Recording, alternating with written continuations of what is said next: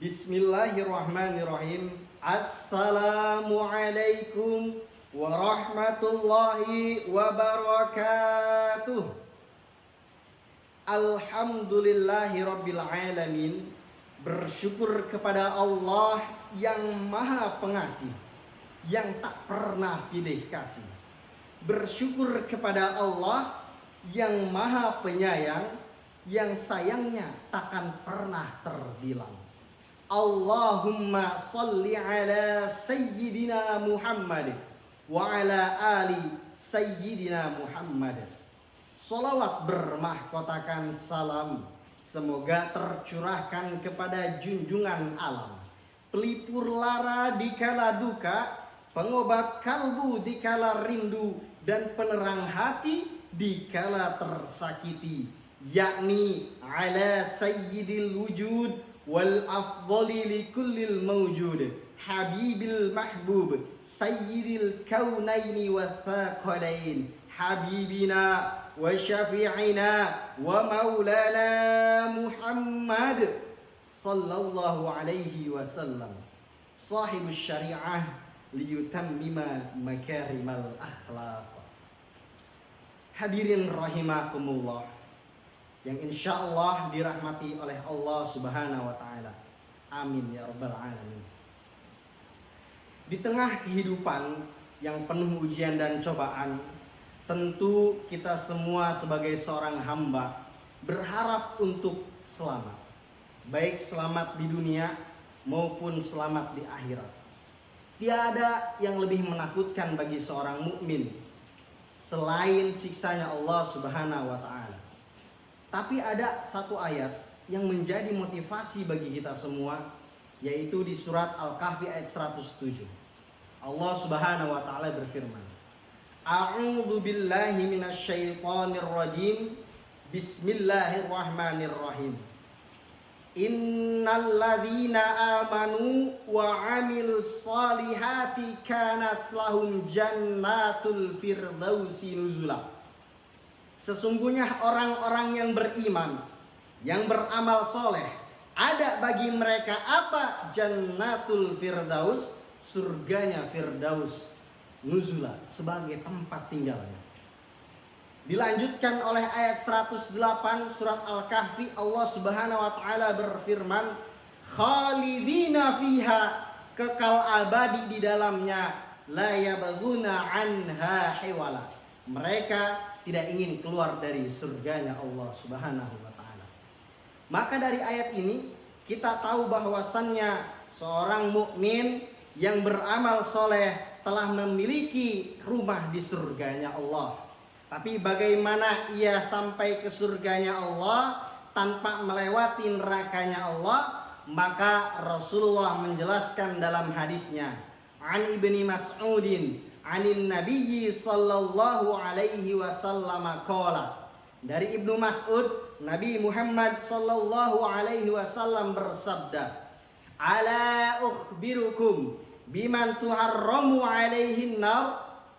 Rasulullah bertanya kepada para sahabat, wahai para sahabat, ala ukhbirukum, maukah aku kabarkan kepada kalian biman tuharramu alaihin nar, tentang orang yang haram dirinya masuk nerakanya Allah. Para sahabat menjawab, qalu bala ya Rasulullah. Tentu wahai Rasulullah. Siapakah orang tersebut? Rasulullah menjawab, ala kulli hayyinin layyinin qaribin sahlin. Orang yang haram dirinya masuk nerakanya Allah, ada 4 sifat yang ia miliki. Yang pertama adalah hayyin, yang kedua layyin, yang ketiga qarib, dan yang keempat sahl. Apa itu hayyin? Hayyin adalah orang yang mampu mengoptimalkan dirinya, orang yang tenang jiwanya, orang yang tidak mudah marah, orang yang sabar. Ketika dihina, ia tidak mudah tumbang. Ketika dipuji, ia juga tidak mudah terbang. Tidak galau dengan hinaan, tidak silau dengan pujian. Inilah yang memiliki sifat hayyin. Bahkan Rasulullah pernah menegur Sayyidina Abu Bakar. Ketika itu Abu Bakar marah terhadap cacian orang kafir Quraisy. Lalu Rasulullah mengingatkan Abu Bakar, wahai Abu Bakar, ketika engkau marah, di situ setan turun dan menggodamu. Tapi ketika engkau sabar, di situ malaikat turun dan mendoakanmu. Itulah orang yang memiliki sifat hayyin. La tagdob walakal jannah. Janganlah engkau marah, maka bagimu surga. Kemudian sifat scan barcode ahlul jannah yang kedua adalah layyin. Apa itu layyin? Layyin adalah orang yang lemah lembut, baik tutur katanya, tidak toksik, dan sikapnya apik. Pikirannya baik sangka, tidak sinis, tidak pesimis, dan juga tidak mudah memvonis. Ada kisah menarik di dalam Al-Quran, Allah mengabadikan. Ketika itu Nabi Musa dan Nabi Harun diperintahkan oleh Allah Subhanahu wa Ta'ala untuk mendakwahi Fir'aun. Lalu Allah mengatakan dalam Al-Quran, idhaba ila fir'auna innahu tagha. Wahai Nabi Musa, wahai Nabi Harun, pergilah engkau ke Fir'aun, innahu tagha, karena sesungguhnya Fir'aun telah melampaui batas. Fakula lahu qawlan layyina. Yang menarik adalah Allah memerintahkan Nabi Musa dan Nabi Harun untuk mendakwahi Fir'aun dengan qawlan layyina, dengan perkataan yang lemah lembut. La'allahu yatadzakkaru aw yakhsha, agar Fir'aun mudah-mudahan ia ingat dan takut kepada Allah Subhanahu wa Ta'ala. Sekelas Fir'aun, Allah memandangnya dengan rahmat, dengan kasih sayangnya Allah Subhanahu wa Ta'ala.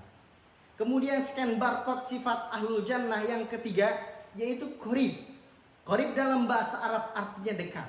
Dalam makna ialah orang yang akrab, orang yang mudah bergaul, yaitu orang yang idkhulus surur, yang sering membahagiakan orang lain. Setidaknya kita punya prinsip, jikalau kita tidak mampu membuat bahagia orang lain, maka minimal tidak menyakiti orang lain. Kemudian sifat ahlul jannah yang merupakan scan barcode ahlul jannah yang keempat, yaitu sahal.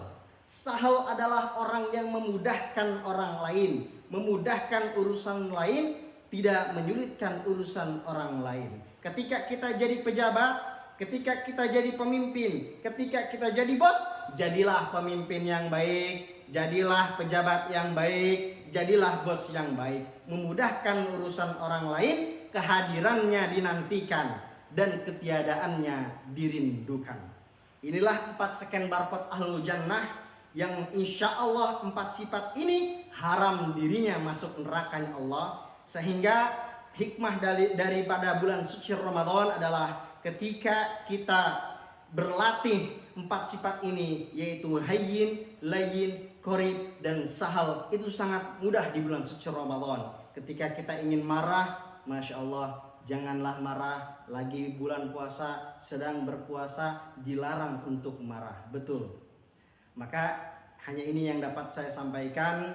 Kurang dan lebihnya mohon dimaafkan. Semoga kita termasuk orang-orang yang haram dirinya masuk ke nerakanya Allah. Amin ya Allah ya Rabbal alamin. Wallahul muwaffiq ila aqwamit thoriq. Wassalamualaikum warahmatullahi wabarakatuh.